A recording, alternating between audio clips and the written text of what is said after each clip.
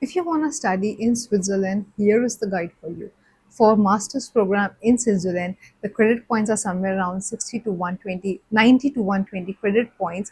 It's a 2-year program in general, and for the program, the eligibility criteria is mainly that you should have a proof of English. That could be the medium of study, your TOEFL, your IELTS. I have a whole list of the exams that you need to provide, any one of them. And there are some financial or business school that might require GRE or GMAT.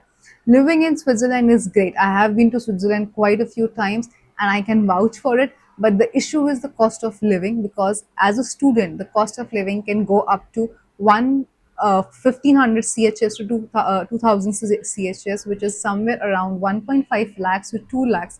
That could be an issue, but the tuition fees is still low, which is somewhere around 1000 2000 CHFs per year.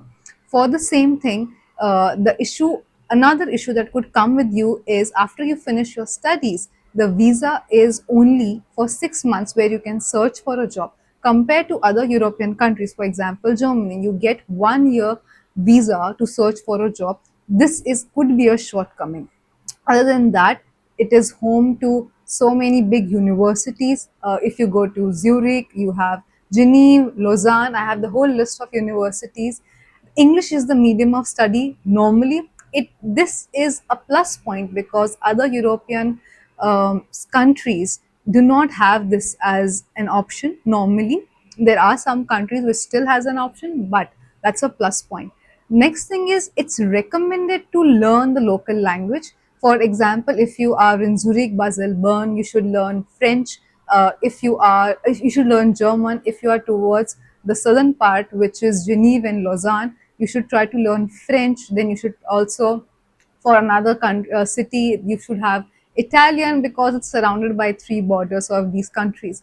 So all in all, in summary, it's a great place to study. If you can manage your tuition cost, again, best. The visa for job could be a shortcoming. And if you're applying for a finance and you might need to give GRE GMAT, then you should reconsider giving this, because see, you need to plan a lot of things, right?